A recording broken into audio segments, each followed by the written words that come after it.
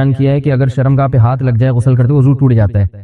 بعض روایات میں آتا ہے کہ یہ شرمگاہ پہ ہاتھ لگ جائے تو اس سے وضو ہے، لیکن یاد رکھو اس وضو سے مراد اصطلاحی وضو نہیں ہے بلکہ ہاتھ دھونا مراد ہے۔ حدیث میں وضو کا لفظ ہاتھ دھونے کے معنی میں بھی استعمال ہوا ہے، کیونکہ عبداللہ ابن مسعود رضی اللہ تعالیٰ عنہ اس سختی سے منع کرتے تھے۔ جو لوگ اس بات کے قائل تھے کہ شرمگاہ کے ہاتھ لگنے سے وضو ٹوٹ جاتا ہے تو عبداللہ بن مسعود نے فرمایا کہ اگر یہ اتنی ناپاک چیز ہے تو کاٹ کے پھینک دو اپنے جسم سے، یہ ان کے الفاظ ہیں۔ تو وضو کا وہاں کیا مطلب ہے؟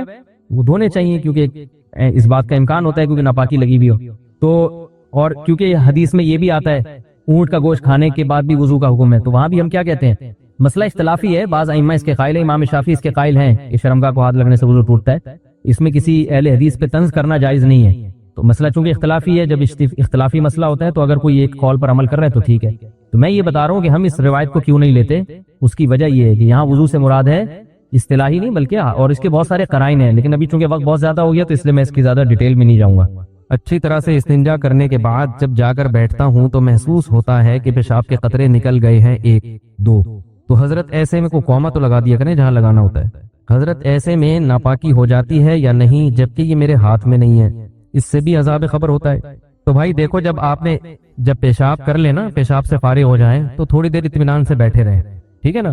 جب اطمینان ہو جائے کہ اب مزید خطرہ نکلنا بند ہو گیا تو پانی ڈالیں اور پتلی گلی سے نکل لیں۔ دوبارہ اسٹڈی کرنے کی، مطالعہ کرنے کی چندہ ضرورت نہیں، بالکل وہم ہو شک ہو اس سے وضو نہیں ٹوٹے گا، بلکہ شک دور کرنے کا جو سنت طریقہ ہے وہ یہ کہ اپنے ازار پہ تھوڑا سا پانی کی چھینٹیں مارنے شلوار پہ، تاکہ اگر تراوٹ نظر آئے، شیطان وسوسے میں ڈالے کہ یہ تو گیلا گیلا، تو آپ خود بولو بھائی یہ تو میں نے خود ترک کیا ہے، تو یہ وسوسہ دور کرنے کا اچھا طریقہ ہے۔ تو ایک دفعہ جب اطمینان ہو گیا تو اب جب تک 100% یقین نہیں ہوگا قطرہ نکلنے کا، اس وقت تک وضو نہیں ٹوٹے گا۔ اتنا یقین ہو جائے کہ آپ قسم اٹھا کے کہہ سکیں کہ میرا قطرہ نکلا ہے یا ہوا خارج ہوئی ہے، قسم اٹھا کے کہہ سکیں آپ۔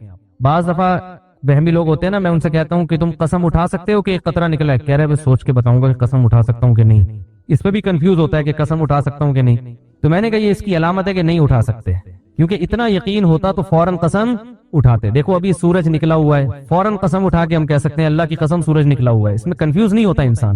تو جب تک اتنا یقین نہ ہو جائے کہ پیشاب کا قطرہ نکلا ہے یا ہوا خارج ہوئی ہے، اس وقت تک وضو آپ کا باقی رہے گا۔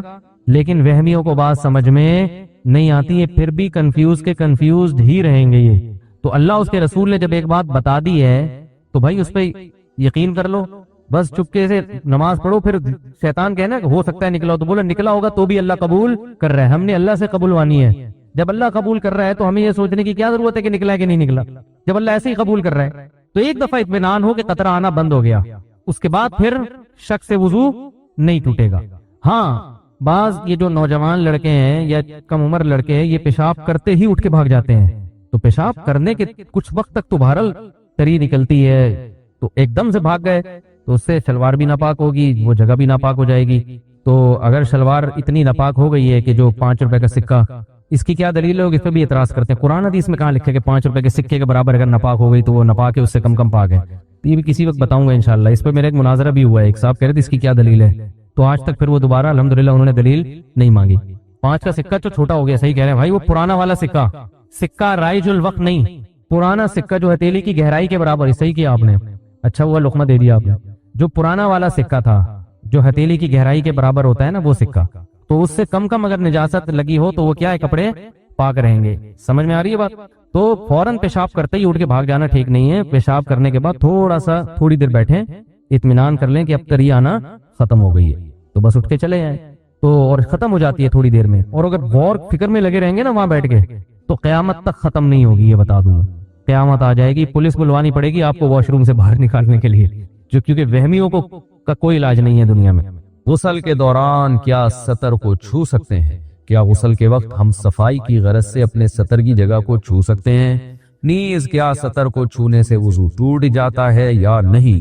ساجد صاحب مقبوضہ کشمیر سے پوچھتے ہیں۔ دیکھیے غسل کرتے ہوئے اپنے سطر کو ہاتھ لگا کے ہی دھویا جاتا ہے۔ آپ پتہ نہیں کس طرح سے، یعنی کیسے آپ کہہ رہے ہیں کہ ہاتھ لگا سکتے ہیں، تو ہاتھ نہیں لگائیں گے تو دھوئیں گے کیسے اس کو؟ تو ہاتھ لگا کے اچھی طرح سے اس کو دھونا چاہیے، جہاں بھی ناپاکی لگی ہوئی ہے، پھر ہاتھوں کو اچھی طرح دھونا چاہیے۔ صحیح بخاری مسلم کی حدیث ہے کہ آپ صلی اللہ علیہ وسلم پر جب غسل فرض ہوتا تھا تو آپ صلی اللہ علیہ وسلم سب سے پہلے اپنی جگہ سے جہاں بھی آپ نجاست لگی ہے اس کو اچھی طرح ہاتھ سے صاف کرتے تھے.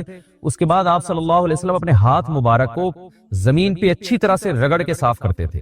یہ خود اس بات کی دلیل ہے کہ منی جو ہے ناپاک ہوتی ہے، کیونکہ غسل جنابت میں امی عائشہ فرماتی ہیں آپ صلی اللہ علیہ وسلم ایسا کرتے تھے. تو اس ہاتھ کو بھی جس پہ منی لگی ہوتی تھی اس کو بھی پھر آپ صلی اللہ علیہ وسلم زمین پہ اچھی طرح رگڑتے تھے تاکہ وہ بھی رگڑنے سے چیزیں پاک ہو جاتی ہیں. تو یہ نبی صلی اللہ علیہ وسلم کا طریقہ ہے کہ آپ جب واش روم میں جائیں تو آپ پہلے جہاں جہاں جسم پہ گندگی لگی ہے اس کو اچھی طرح سے دھوئیں. اس کے بعد ہاتھوں کو آپ اچھی طرح سے، آج کل زمین پہ مٹی نہیں ہوتی تو صابن ہے، صابن سے اچھی طرح سے آپ ہاتھ دھو لیں تو انشاءاللہ وہ پاک ہو جائیں گے. اور صابن نہیں ہے تو پانی سے اچھی طرح رگڑ لیں تو بھی ہو جائیں گے. یہ وہمیوں کے لیے میں نے بتا دیا، ورنہ وہمی جو ہے وہ صابن کے انتظار میں بیٹھا رہے گا، دوپہر کو نکلے گا وہ واش روم سے صبح کے گیا ہوا، وہ کہے گا مفتی صاحب نے کہا تھا صابن. تو صابن میں نے ویسی مثال دے دی، اس سے آسان ہو جاتا ہے، جرمز مر جاتے ہیں. لیکن اگر آپ پانی سے بھی اچھی طرح ہاتھ رگڑ لیں گے تو انشاءاللہ پاک ہو جائیں گے وہ. باقی یہ کہ سطر کو چھونے سے وضو نہیں ٹوٹتا. بعض فقہا کی رائے ہے کہ وضو ٹوٹ جاتا ہے، لیکن عبداللہ بن مسعود رضی اللہ تعالیٰ عنہ کا بھی قول ہے اور اسی پر امام حنیفہ کا فتویٰ ہے کہ سطر کو ہاتھ لگانے سے وضو نہیں ٹوٹتا. تو فقہ حنفی میں اسی پر عمل کیا جاتا ہے، نہ دیکھنے سے نہ ہاتھ لگانے سے. دیکھو ہم کو جو مذہب میں علماء کی ضرورت ہے نا، موٹی موٹی باتوں میں علماء کی ضرورت نہیں ہے. جب آپ مسائل کی طرف جاتے ہیں، فقہی مسائل، اس میں ضرورت پڑتی ہے جو لوگ اس فیلڈ کے ایکسپرٹ. جو موٹی موٹی باتیں قرآن اور سنت نے بیان کی ہیں نا، ان میں تو عالم کو بھی دیکھا جائے گا کہ اگر یہی بیان کر رہے تو یہ عالم ہے، اس کے علاوہ بیان کر رہے تو یہ عالم ہی جاہل ہے. جیسے زکوٰۃ اسلام میں ہے یا نہیں ہے؟ بھی تو قرآن میں جگہ جگہ زکوٰۃ اجماعی مسئلہ ہے. رمضان کے روزے فرض ہیں، 5 نمازیں فرض ہیں، ماں باپ کا احترام فرض ہے. اب کوئی مفتی صاحب بیٹھ کے تقریر کریں کہ اسلام میں ماں باپ کا احترام نہیں ہے، اسلام میں رمضان کے روزے نہیں ہے، شوال کے روزے ہیں. اب آپ اس مفتی سے کوئی جاہل گنوار دیہاتی اٹھ کے تقریر کرے یہ مفتی غلط کہہ رہا ہے، لوگ اس جاہل سے کہیں کہ مفتی وہ ہے یا تو ہے؟ وہ پڑھا لکھا ہے بھائی، تو ٹماٹر اگاتا ہے، پیاز اگاتا ہے، تجھے زیادہ پتا ہے یا اسے زیادہ پتا ہے؟ شریعت کی بات علماء سے پوچھی جائے گی نا. تو اس موقع پر یہ بات درست نہیں بھائی. شریعت کی بات علماء سے پوچھی جائے گی، لیکن جو بالکل طور 4 کی طرح اجماعی مسئلے ہیں ان میں تو عالم کو بھی پرکھا جائے گا کہ یہ اس کے مطابق بیان کر رہے ہیں تو ٹھیک ہے، اس سے ہٹ کے بیان کر رہے ہیں تو یہ عالم ہی ٹھیک نہیں ہے. تو وہ گوار دیہاتی کہہ سکتا ہے کہ بھائی شریعت کی بات علماء سے پوچھی جائے گی، نماز پڑھنی کیسے علماء بتائیں گے، سجدہ صاحب کب واجب ہوتے ہیں علماء بتائیں گے، رمضان کا روزہ کن کن چیزوں سے ٹوٹتا ہے علماء بتائیں گے. رمضان کا روزہ ہی غائب کر دیا تو یہ عالم نہیں ہے، جاہل ہے. یہ تو اجماعی مسئلہ ہے. تو خوب سمجھ لو، میڈیکل سائنس کے کچھ مسئلے اجماعی ہیں. میڈیکل سائنس سے مراد ہے انسانی صحت، اس کے کچھ مسئلے کیا ہیں؟ اجماعی ہے. ان میں اگر کوئی میڈیکل رپورٹ آپ کے سامنے اس کے خلاف آتی ہے تو رپورٹ کو بکری کو کھلا دیا کرو آپ جا کے. سمجھ رہے ہو؟ وہ اجماعی کیا ہے کہ نیچر کی بغاوت کبھی بھی صحت کے لیے مفید نہیں ہو سکتی. یہ جو لڑکے ہاتھ سے خواہشات پوری کرتے ہیں یہ نیچرل نہیں ہے، یہ نیچرل نہیں ہے. یہ ڈاکٹر تو کہے گا باڈی کو کوئی نقصان نہیں ہے. دیکھو جو لڑکوں سے بدفعلی کرتے ہیں باڈی کو ان کے کوئی نقصان ہوتا ہے؟ مینٹلی بیڑا غرق ہو جاتا ہے ان کا. اتنا بیڑا غرق ہوتا ہے کہ لوط علیہ السلام کہہ رہے ہیں کہ تم عورتوں سے شادی کرو، وہ کہہ رہے ہیں ہمیں عورت سے نکاح میں کوئی رغبت نہیں ہے. وہ جو ہارمونز باڈی میں جو انسان میں خواہشات کو بھڑکاتے ہیں، ان ہارمونز کی ایسی کی تیسی ہو گئی تھی کہ نہیں ہو گئی تھی لوط علیہ السلام کی قوم کی؟ ابے کیا ہو رہا ہے، کیوں سمجھ میں نہیں آ رہا؟ تو اللہ نے آپ کے اندر ایک خواہش عورت کے لیے رکھی ہے، وہ ہاتھ سے پوری کر رہے ہو اور آپ کہہ رہے ہو کوئی نقصان نہیں ہوگا. تو کیوں نہیں ہوگا نقصان بھائی؟ جس کام کے لیے خدا نے پیدا کیا ہے، رکھا ہے، وہ آپ اس کے علاوہ اپنی پوری کر رہے ہو. یہ ڈاکٹر بیڑا غرق کر دیں گے آپ کا. میں کبھی بھی ڈاکٹروں کی فیلڈ میں ٹانگ نہیں اڑاتا، لیکن اگر ڈاکٹر ایسی باتیں کرنا شروع کر دے نوجوانوں کو برباد کر کے اخلاقی برائیوں میں بھی اور جسمانی خرابیوں میں بھی، تو ہمارا فرض بنتا ہے کہ اللہ نے تھوڑی بہت کھوپڑی ہمیں بھی عطا فرمائی ہے، اس کھوپڑی کو استعمال کرنا چاہیے. چیز نیچرل نہیں ہے، وقتی فائدہ ہو سکتا ہے. میں مانتا ہوں وہ نقصان نہیں ہوتے جو حکیم لوگ بتا رہے ہیں کہ پتہ نہیں یہ ہو جائے گا، تو یہ وہ بھی ایسی چیزیں بتا رہے ہوتے ہیں جو غلط ہیں. لیکن میرے بھائی وہ فائدے بھی نہیں ہوں گے جو ڈاکٹر. قرآن مجید میں ہے ان اللہ لا یستحی من الحق، کہ اللہ تعالیٰ حق بات بیان کرنے سے حیا نہیں کرتے. حدیث میں بھی بعض ایسے مسائل کو اللہ کے رسول نے بیان کیا ہے صلی اللہ علیہ وسلم نے جو بظاہر حیا کے خلاف ہیں، مگر اس لیے بیان کیا کہ اگر آپ صلی اللہ علیہ وسلم بیان نہ کرتے تو لوگ ان بے شرمی کے کاموں میں مبتلا ہو جاتے. اسی وجہ سے میں بھی یہ ہمت کر رہا ہوں کہ ایک اور ایسا گناہ جس میں لوگ مبتلا ہیں، اور وہ ہے حیا کے خلاف مگر ہے بہرحال شریعت کا مسئلہ اور لوگ اس میں گناہ میں مبتلا بھی ہیں، اس لیے بتانا ضروری ہے۔ وہ یہ ہے کہ لوگ شادی کے بعد بھی آج کی نوجوان نسل زوجہ سے، بیوی سے غیر فطری طریقے سے ہم بستری کرتے ہیں، انٹرنیٹ پہ بیہودہ فلمیں دیکھتے ہیں، تو جو چیز انگریزوں کی دیکھ رہے ہیں کہ ان کے کلچر آہستہ آہستہ میڈیا کے ذریعے ہمارے معاشرے میں بھی آ رہا ہے۔ اللہ کے رسول صلی اللہ علیہ وسلم نے لعنت فرمائی ہے، ایک روایت میں ہے کہ اللہ اس کی طرف دیکھے گا نہیں کہ جو اپنی زوجہ سے پچھلے راستے سے ہم بستری کرے گا۔ یہ بیماری بھی، یہ گندگی بھی لوگوں میں پھیلتی جا رہی ہے، خاص طور پہ جن کو لڑکوں سے بدفعلی کی عادت پڑ جائے تو وہ زوجہ سے فطری راستے سے ہم بستری نہیں کرتے۔ اللہ نے فرمایا کہ نساؤکم حرث لکم، یہ تمہاری زوجات ہیں، بیویاں ہیں، یہ نسل بڑھانے کے لیے ہیں۔ تو اسی راستے میں انسان اپنی خواہش کو پوری کر سکتا ہے جس راستے سے نسل بڑھتی ہے، اس کے علاوہ کسی اور راستے سے اپنی خواہش کو پورا کرنا یہ حرام ہے، گناہ کبیرہ ہے، گندگی ہے۔ ہمارے پاس کیسز آتے ہیں، ایک پاک دامن لڑکی کی شادی ہوتی ہے، لڑکا بھی بظاہر بڑا نیک، لیکن کیا ہے، لڑکا چونکہ ٹھرکی ہوتا ہے، شہوت کا درندہ ہوتا ہے، تو وہ یہ نہیں دیکھتا کہ میں اپنی بری خواہش مٹانے کے لیے میں اپنی زوجہ کو غیر فطری طریقے پر مجبور کیسے کر سکتا ہوں، تو مجبور کرتا ہے پھر اپنی بیوی۔ اس میں جو عورتیں زیادہ پاک دامن نہیں ہو، نیک نہ ہو، یا ان کو یہ ڈر ہو کہ طلاق ہو گئی تو ہم کہاں جائیں گے، وہ پھر اپنے شوہر کے ساتھ اسی غیر فطری طریقے پر آمادہ ہو جاتی ہیں، اور اس کا عذاب اور اس کا وبال یہ ہوتا ہے کہ کچھ دنوں میں ان کو بھی اسی کی لت پڑ جاتی ہے۔ انسان جب بھی کوئی غیر فطری راستہ اختیار کرتا ہے، آخرت کا عذاب تو بعد میں، دنیا کا عذاب یہ آتا ہے کہ پھر اس کو لذت فطرت میں آتی نہیں ہے، تو جو راستہ اللہ نے رکھے اس میں اس کو لذت نہیں آئے گی، وہ گندگی میں ہی گھسنے کی کوشش کرے گا، اس کی بھی فطرت خراب ہو جاتی ہے، اور جس کے ساتھ یہ بدفعلی کی جائے اس کی بھی فطرت خراب ہو جاتی ہے، وہ بھی پھر کسی کے قابل نہیں رہتے۔ تو اپنے جان پر رحم کرنا چاہیے، ہم انسان ہیں، ہم درندے نہیں ہیں، ہم گھوڑے نہیں ہیں، ہم گدھے نہیں ہیں، ہم جانور نہیں ہیں، ہم انگریز نہیں ہیں۔ انگریز نے تو حیا اور شرم کی تمام حدود کو توڑ دیا ہے، وہ تو درندے بن چکے ہیں، ہم تو درندے نہیں ہیں، ہم تو حلال کھاتے ہیں، پاک صاف رہنے کی کوشش کرتے ہیں، تو ہم ان کی جو کلچر دیکھ کے ہم ویسے درندے بننے کی کوشش کیوں کریں؟ تو یہ بہت بڑا وبال ہے، بہت بڑی برائی ہے جو ہمارے معاشرے میں آہستہ آہستہ جڑ پکڑتی جا رہی ہے، اور اس سے بیماریاں بھی پھیلتی ہیں، غیر فطری طریقہ ہے، بیماریاں بھی پھیلتی۔ ایسے کیسز آتے ہیں کہ جناب وہ مرد مجبور کر رہا ہے بیوی کو، اور وہ بیوی جو ہے ساتھ نہیں دیتی تو پھر اس کو طلاق کی دھمکیاں دیتے ہیں، ایسے کیسز بھی آتے ہیں۔ اور یہ بھی آتا ہے کہ مرد جب اپنی بیوی کو غیر فطری طریقے پر مجبور کرتا ہے، بیوی آمادہ نہیں ہوتی، تو مرد پھر یہ دھمکی دیتا ہے کہ بھائی میری خواہش تو تم سے پوری ہوتی نہیں ہے، پھر میں دوسروں کے پاس جاؤں گا۔ تو یاد رکھیں، جس عورت کا شوہر یہ دھمکی دے اس کو کہ میں زنا کروں گا اگر تم نے میری خواہش پوری نہیں کی غیر فطری طریقے سے، تو عورت اپنے شوہر سے کہہ دے کہ جاؤ تم کہیں اور جا کے منہ کالا کرو، تمہاری فطرت میں گندگی ہے تو یہ مجھے گندا بنانے کی کوشش نہ کرو، اس کو زنا کرنے دیں، وہ اللہ آخرت میں اس سے بھگتے گا۔ ہر بیماری کا اللہ نے علاج رکھا ہے۔ اللہ کے رسول صلی اللہ علیہ وسلم نے فرمایا، صحیح بخاری کی حدیث، ما انزل اللہ من داء الا انزل له دواء، کوئی بیماری ایسی نہیں ہے جو اللہ نے نازل کی ہو اور اس کے لیے دوا نہ رکھی ہو دنیا میں۔ تو اگر کسی کو ایسی لت پڑ گئی ہے غیر فطری کام کی تو اس کو چاہیے کہ وہ اپنا علاج کرائے، ڈاکٹر سے بھی رابطہ کرے، اور سب سے بڑا علاج یہ کہ کچھ وقت صبر کرے گا، چھوڑ دے گا کچھ عرصے کے لیے، تو خود بخود آہستہ آہستہ صحیح ہو جائے گا۔ ایک آدمی شراب کا عادی ہے، ایک علاج تو یہ کہ ڈاکٹروں سے رابطہ کرے، بہتر علاج کے چھوڑ دے، کتنے دن تڑپے گا؟ ایک دن، دو دن، تین دن، چار دن، ایک ہفتہ، دو ہفتہ، بہت زیادہ سال ہو جائے گا نا، اس کے بعد خود بخود ٹھیک ہو جائے گا۔ سگریٹ کا عادی ہے، چھوڑ دے گا، تو کتنے لوگ ہم نے دیکھے ہیں دن میں 20 سگریٹ پیتے تھے، چھوڑنے پر آئے تو بالکل ایک دم چھوڑ دی انہوں نے، آہستہ آہستہ کر کے چھوڑ دی، لیکن تکلیف ہوئی مگر عادی ہو گئے۔ تو اب کسی کو یہ لت پڑ گئی ہے غلط کام کی، برائی کی، تو اس کا بہترین علاج یہ ہے کہ وہ اپنے آپ کو بدلنے کی کوشش کرے، ماحول بدلے، اور کچھ وقت صبر کرے گا تو اللہ اس سے یہ عادت چھڑا دے۔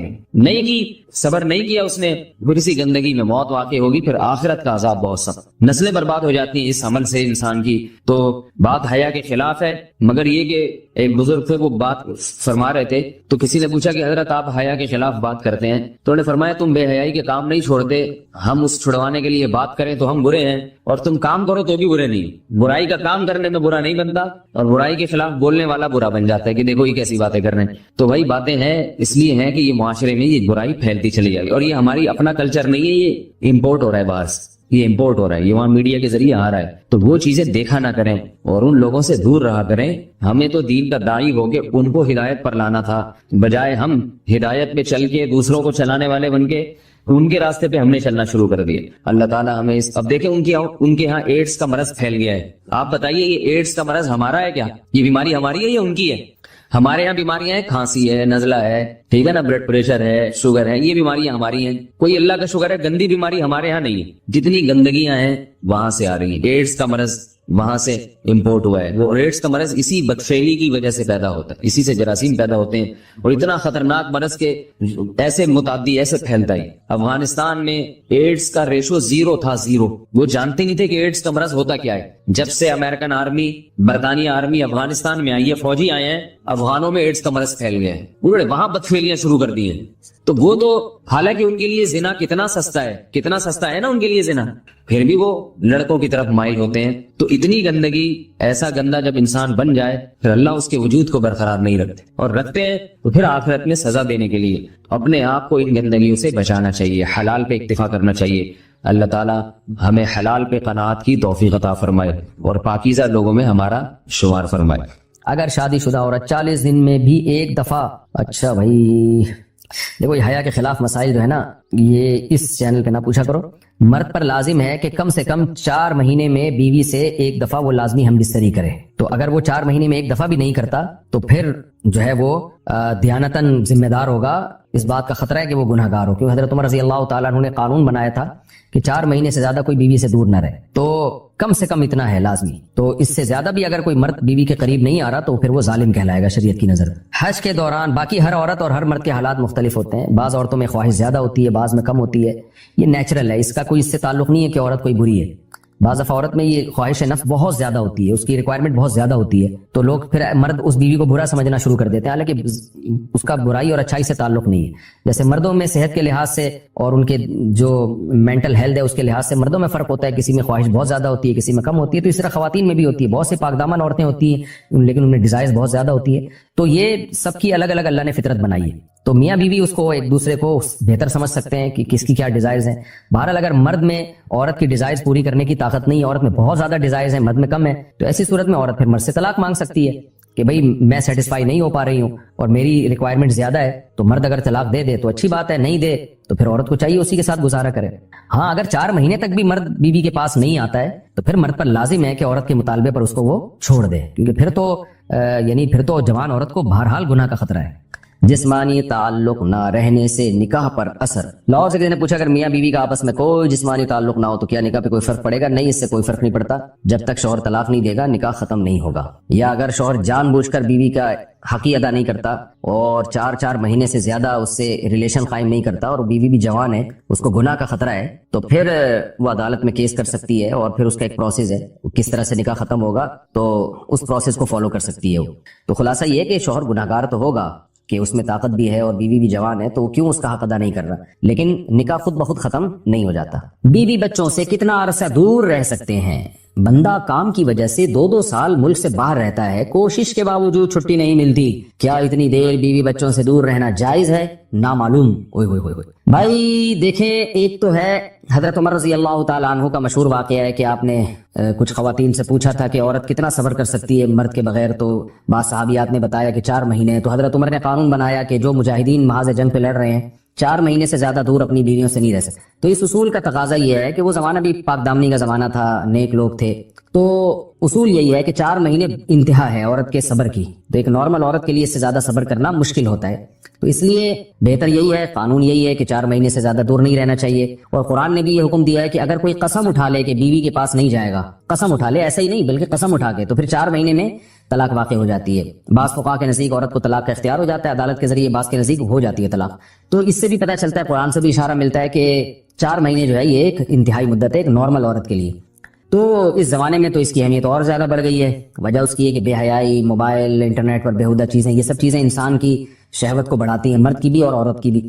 تو اس لیے بھائی میں تو آپ کو مشورہ نہیں دے سکتا کہ آپ 2 سال بیوی سے دور رہیں. میں بدگمان نہیں ہو رہا, بہت سے لوگ 4 سال دور رہتے ہیں, ان کی بیویاں بھی پاک دامنی کے ساتھ زندگی گزارتی ہیں, خود بھی بڑے نیک شریف بن کے زندگی گزارتے ہیں. بہت سے ایسے لوگ الحمدللہ ہمارے معاشرے میں ہیں, لیکن بہرحال اس کلچر کو, اس رواج کو فروغ نہیں دیا جا سکتا, اس کو اپریشیٹ نہیں کیا جا سکتا, شریعت کے لحاظ سے بھی عقل کے لحاظ سے بھی.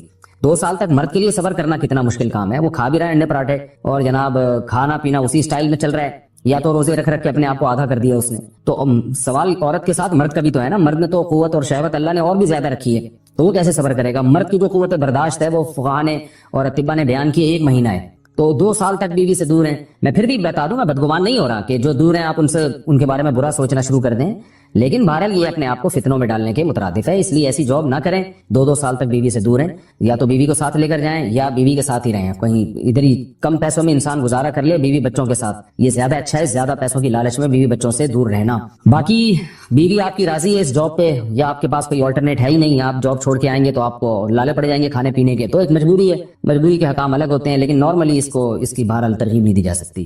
دیکھیں قرآن مجید میں اللہ نے ارشاد فرمایا نا، یوم یفر المرء من اخیہ وامہ وابیہ وصاحبتہ وبنیہ، قیامت کے دن کی ہولناکیوں کو اللہ نے بیان کیا کہ انسان اپنے باپ سے دور بھاگے گا، بیٹے سے دور بھاگے گا، بھائی سے دور بھاگے گا۔ جہاں بیوی کا تذکرہ آیا تو یہ نہیں کہا کہ بیوی سے دور بھاگے گا، بلکہ فرمایا اس سے دور بھاگے گا جو اس کے ساتھ رہا کرتی تھی، یعنی صاحب کہتے ہیں ساتھ رہنے والے کو، صاحبہ سے دور بھاگے گا۔ تو اس سے پتہ چلتا ہے کہ قرآن میں اللہ نے بیوی کو جو ڈیفائن کیا ہے نا، اس کی جو صفت بیان کی ہے وہ یہ کہ جو آپ کے ساتھ رہتی ہے۔ تو جب شادی ہو گئی تو سمجھو بیوی پھلترو کی طرح چپک گئی ہے آپ کے ساتھ، جہاں جاؤ گے آپ کے ساتھ جائے گی۔ تو قرآن سے بھی اشارہ ملتا ہے کہ بیوی سے ساتھ رہنے کی چیز ہے۔ اب آپ 2 سال، پھر ایک دفعہ تھوڑی ہوتا ہے کہ 2 سال کے لیے چلے گا 2 سال بعد واپس آئے، جو باہر جاب کرتے ہیں وہ تو پھر آئے 1 مہینے بعد پھر 2 سال کے لیے چلے گا، ان کی تو ساری جوانی باہر ہی گزر جاتی ہے۔ تو اس لیے مجھے یہ بہرحال سمجھ میں نہیں آتا ہے، شریعت کی روح سے یہ پسندیدہ کام نہیں ہے، بہت سخت مجبوری ہے تو ایک الگ بات ہے، لیکن اچھا کام نہیں ہے۔ غربت میں انسان بیوی بچوں کے ساتھ گزارا کر لے، یہ زیادہ بہتر ہے اس دولت سے جس میں انسان بیوی بچوں سے ہی دور ہو۔ کیا کرنا ہے ایسی دولت کا کہ آپ اپنے بیوی بچوں سے گھر بار سے دور ہیں؟ انسان جو شریف آدمی عزت دار آدمی ہے اس کو تو گھر میں سکون ملتا ہے بھائی۔ عورت کا شوہر کے بغیر سسرال میں رہنا، اگر شوہر کام کے لیے گھر سے دور ہو، بیوی سسرال میں شوہر کے بغیر رہتی ہو، پردے کا کوئی لحاظ نہیں ہے، اس صورت میں بیوی کے لیے کیا حکم ہے؟ شوہر کے ساتھ رہے یا سسرال میں؟ اگر شوہر ساتھ نہیں رکھتا بلکہ اپنے گھر والوں کے ساتھ رہنے پر مجبور کرے تو بیوی کیا کرے؟ طارق صاحب اسلام آباد سے۔ دیکھیں شوہر اگر جاب کے لیے گیا ہے 8 مہینے 1 سال بعد گھر آتا ہے تو اصل مسئلہ تو یہ ہے کہ جہاں شوہر رہے گا بیوی وہیں رہے گی۔ شوہر کو چاہیے کہیں بھی گیا ہے اتنے لمبے سفر کے لیے تو بیوی کو ساتھ لے کے جائے۔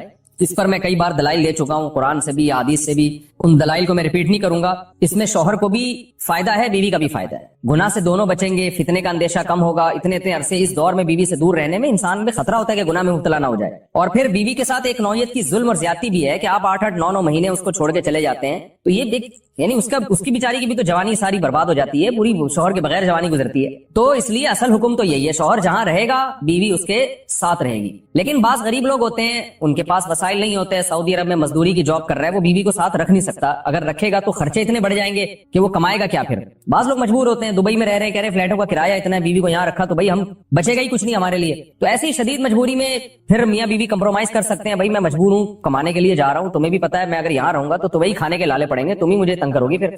تو ایسی صورت میں پھر بیوی سسرال میں رہے یا میکے میں رہے، تو اصول تو یہ ہے کہ جہاں شوہر چاہتا ہے وہاں رہے، اصولی بات تو یہ ہے، کیونکہ جب رخصت ہو کے آ گئی ہے وہ سسرال کی امانت ہے نا۔ ہر آدمی چاہتا ہے کہ بھئی میری بیوی میرے والدین کے ساتھ رہے، یہی ہمارا کلچر ہے اور شریعت میں اس کے ناجائز ہونے کی کوئی دلیل بھی نہیں ہے، اور میاں بیوی کے بہت سے معاملات عرف متعین کرتا ہے۔ تو ہمارے عرف میں یہی ہوتا ہے کہ بیوی پھر سسرال میں رہتی ہے، رخصت ہو کے آ گئی ہے وہ، تو اس میں اصل حکم تو یہی ہے کہ شوہر جہاں چاہ رہا ہے وہاں رہے۔ اگر شوہر چاہ رہا ہے کہ میرے ماں باپ کے ساتھ رہو تو پھر عورت کو جائز چیزوں میں شوہر کی اطاعت اس پر لازم ہے، اس کو چاہیے کہ وہ شوہر کے وہاں رہے جہاں اس کے ماں باپ ہیں۔ لیکن اگر واقعی سسرال میں اس پر ظلم ہو رہا ہے، بہت زیادہ بے پردگی ہو رہی ہے احتیاط کے باوجود، یا خدا نخواستہ جوان دیور ہے، خطرہ ہے خدا نخواستہ، عام طور پہ ہمارے معاشرے میں ایسا خطرہ ہوتا نہیں ہے، خیر الحمدللہ غالب ہے، لیکن بعض دفعہ خطرہ بھی ہوتا ہے، دیور جوان ہے، خطرہ ہے، جوائنٹ فیملی ہے، تو پھر عورت سسرال میں نہیں رہے گی، پھر وہ شوہر کی غیر موجودگی میں اپنے والدین کے گھر رہے گی۔ پھر ایسی صورت میں شوہر کو بھی چاہیے کہ وہ بیوی کو فورس نہ کرے، اپنے دیوروں کے ساتھ رہنے پر مجبور نہ کرے، اس میں فتنے کا اندیشہ بہت زیادہ ہے۔ نبی صلی اللہ علیہ وسلم نے فرمایا الحم وہ موت، یعنی موت کی طرح دیور کو قرار دیا گیا ہے احتیاط کے معاملے میں۔ تو میں دیوروں پہ بدگمانی نہیں کر رہا کہ بہت سے دیور بھی بیان سن رہے ہوتے ہیں، وہ کہتے ہیں یار ہمیں یہ بنا کے پیش کر دیا، ہم تو بہت اچھے ہیں۔ آپ کے علاوہ کی بات کر رہا ہوں، جو میرا اس وقت چینل دیکھ رہے ہیں ان کے علاوہ کی بات کر رہا ہوں، لیکن بہرحال احتیاط ضروری ہے۔ شوہر دور ہو، جوان بھابھی ہو گھر میں اور دیور بھی ہوں تو الحمدللہ ہمارے معاشرے میں خیر غالب ہے، لیکن کہیں بھی فتنے کا اندیشہ ہوگا تو وہاں پر پھر عورت اپنے والدین کے ساتھ رہے گی۔ گھر کو تباہ کرنا ہو اس کا طریقہ بھی میں آپ کو بتاتا ہوں، بہترین پیکج ہے میرے پاس۔ گھر کو تباہ کرنا ہو میں بتاتا ہوں، آپ اس کے بعد طلاق ایسوسی ایشن کھول سکتے ہیں۔ آپ گھر کو تباہ کرنا ہو تو بھی اصلاح کا لیبل لگایا جاتا ہے۔ اللہ نے گھر کو سیدھا رکھنے کے لیے ایک اصول بتا دیا، وہ اللہ والا اصول ہمیں سمجھ میں نہیں آتا۔ اللہ نے کہا یہ جو میاں ہے، جس کو میاں کہا جاتا ہے، یہ کم بخت، جیسے ملک کا ایک سربراہ ہوتا ہے، وہ اچھا ہو برا ہو آپ نے اطاعت کس کی کرنی ہے؟ سربراہ۔ اب ہم لال بتی پہ سگنل توڑ دیں، بولیں کہ ہمارے صدر مملکت چونکہ سرداری ہیں اور کسی کو وزیر اعظم شہباز شریف سے بھی اختلاف ہو سکتا ہے, تو یہ دونوں ہمارے حکمران ہیں, میں ان کے قانون کو مانتا ہی نہیں, لہٰذا میں ریاست کو مانتا ہی نہیں, میں لال بتی توڑتا ہوا جاؤں گا. تو یہ لاجک کی بات ہوگی بھائی, ریاست اچھی ہو بری ہو, آپ نے انتظامی چیزوں میں حکومتی لا کو فالو کرنا ہے آپ نے. تو گھر بھی ایک اسلام کہتا ہے کہ اسٹیٹ ہے, ایک ریاست ہے, میاں کبھی اچھے ہوتے ہیں کبھی میاں برے ہوتے ہیں, لیکن سربراہ رہتا ہے وہ کمبخت. عورت یہ کہہ کے اپنے شوہر کی اطاعت سے جان نہیں چھڑا سکتی کہ میرا میاں اچھا نہیں ہے, چلے گی بھائی گھر میں کس کی, میاں کی. اب خواتین کو اصلاح کے نام پہ فساد میں ڈالا جاتا ہے, نہیں یہ کیا لگتا ہے تمہارا, جتنے اس کے حقوق ہیں اتنے ہی تمہارے حقوق ہیں. بہت ساری چیزوں میں رکاوٹ ہیں, بہت ساری. میں ایک کا نام لوں گا نا تو بہت لمبی چوڑی فہرست ہے اس کی. بعض کیس ہمارے پاس آتے ہیں, بیگم صاحبہ نے شوہر کو 10 سال ہو گئے قریب ہی نہیں آنے دی, بھائی قریب ہی نہیں آنے دیا, کیونکہ کوئی فزیکل پرابلم ہے بیگم میں, اس کو خواہش ہی نہیں ہے, وہ میاں گھوم رہا ہے, وہ زنا بھی نہیں کرتا. بیگم نے کہا دوسری شادی کر لو, میرے پاس پیسے ہی نہیں ہے نا, مجھے کوئی رشتہ دے گا نا, میرے پاس گھر کا انتظام ہے. تو اب بتاؤ سوسائٹی میں فساد, گھر میں فساد ہوگا کہ نہیں ہوگا؟ پھر وہ غصے میں آ کے بیگم کو تھپڑ مارتا ہے, تو بچے بڑے ہو گئے ہیں, وہ دیکھ رہے ہیں میرا باپ میری ماں کو بولو مارتا ہے. فساد بیگم مچا رہی ہے, بدنام کون ہو رہا ہے, بدنام میاں ہو رہا ہے. وہ کہہ رہے بھائی میں زنا کی طرف جا رہا ہوں. اگر عورت تھوڑی قربانی دے دے جو شریعت نے حکم دیا, نبی صلی اللہ علیہ وسلم نے فرمایا جب مرد بیوی کی طرف آنا چاہے تو حدیث کا مفہوم ہے بیوی کے پاس اس کو روکنے کا رائٹ بولو نہیں. کوئی بیماری ہو تو ایک الگ بات ہے. تو ایسا فساد گھر میں, بیٹے باپ کے باغی ہو گئے, بچیاں باپ کی باغی ہو گئی. وہ بیچارہ ساری زندگی کما کما کے کھلایا, گھر بنایا, گیس بجلی کا بل دیا, شیلٹر دیا, اور آخر میں ذلیل بھی خود ہی ہو گیا. یہی معاملہ الٹا بھی ہوتا ہے, الٹا بھی معاملہ ہوتا ہے. اللہ نے مرد کے ذمہ لگایا بیسک نان نفقہ کون دے گا, عورت کا بولو مرد دے گا. گھر میں بات کرے گا, تمیز سے بات کرے گا. بعض لوگ گھر میں جب آتے ہیں تو ایسے جیسے چنگیز خان نے بغداد پہ حملہ کر دیا, بیسک نان نفقہ نہیں اٹھا رہے, بیگم کا زیور بیچ کے بولو کھا گئے. اب جب گھر میں لڑائی ہوتی ہے, چیخ و پکار, تو پھر اسلام نے جو شوہر کو حقوق دیے وہ پیش کرنا شروع. اسلام یہ کہتا ہے کہ عورت شوہر کے سامنے مت چیخے. جیسے ایک ٹک ٹاکر کا بھی آیا ہے نا, ایک ٹک ٹاکر کا آیا ہے بھی بیان, اپنی بیوی کو میڈیا پہ بدنام کر رہا ہے اور کہہ رہا ہے کہ اسلام میں 4 شادیاں فرض ہیں. اگر وہ 4 شادی کا لفظ استعمال نہ کرتا نا تو میں یہ بات ابھی آپ کے سامنے نہ کرتا, لیکن وہ 4 شادیوں کو بدنام کر رہا ہے. کہتے ہیں اسلام میں 4 شادیاں فرض ہیں اور میری بیوی کیونکہ بہت سادہ ہے, بہت دیسی ہے, مجھے اس میں رغبت نہیں ہے, اور ایسی ہے اور ویسی ہے, فلانی ہے, ڈمکانی ہے, لہذا میں اس کو طلاق دے کے 4 شادیاں کروں گا. کسی ماڈرن سے کس قدر بے غیرتی ہے اپنی بیوی کو میڈیا کے سامنے ذلیل کرنا. میں اس لیے بیان کر رہا ہوں کہ ایسے لوگوں کو میرے کھاتے میں نہ ڈالا جائے کہ مفتی صاحب کے 4 شادیوں پہ بیانات کا یہ اثر ہے. نا نا نا, یہ ٹھڑک ہے جس پہ لیبل کس کا لگایا جا رہا ہے, 4 شادیوں کا. جب بھی کوئی میڈیا پہ آ کے شوہر اپنی بیوی کو ذلیل کرے یا عورت اپنے شوہر کو, تو یہ مت دیکھا کرو ان میں صحیح کون ہے غلط کون ہے, یہ الزام صحیح ہے غلط ہے. آپ ان سے بولو اللہ تعالیٰ نے میاں بیوی کو ایک دوسرے کا لباس بنایا ہے, لباس عیوب دکھاتا ہے یا چھپاتا ہے؟ بولتے کیوں نہیں؟ کس قدر بے غیرتی بے شرمی کی بات ہے, آپ دنیا کے سامنے آ کے اپنی بیوی کو ذلیل کر رہے ہو, دنیا کے سامنے آ کے بتا رہے ہو وہ ایسی ہے وہ ویسی ہے. کوئی شرم نہیں ہے آپ کو؟ اور پھر لیبل آپ لگا رہے ہو اسلام کا کہ اس کو میں چھوڑوں گا اور 4 کروں گا کیونکہ اسلام نے آپ کو اس کی اجازت دی ہے کہ آپ اپنی پردے دار بیوی کو دنیا کے سامنے ذلیل کرو. تو ایسے لوگوں کا بائیکاٹ کرنا چاہیے. اور ماڈرن لڑکیوں سے شادی کا جس کو شوق ہے نا وہ دوستیاں لگا لے, وہ شادی بولو. اسلام جب 4 کی آپ کو ترغیب دیتا ہے تو اسلام میں ترغیب ماڈرن اور بے پردہ لڑکیوں سے شادی کی ہے یا پردے دار سے شادی کی ہے, حیادار سے شادی کی. اچھا جس چیز کو وہ برائی کے طور پر پیش کر رہے ہیں نا, میری بیوی میں یہ برائی, وہ اصل میں اچھائی ہے. وہ کیا ہے؟ عورت کا سادہ ہونا تو اچھائی ہے. تو وہ سورہ نور کی آیتیں اب سمجھ میں آئی ہمیں.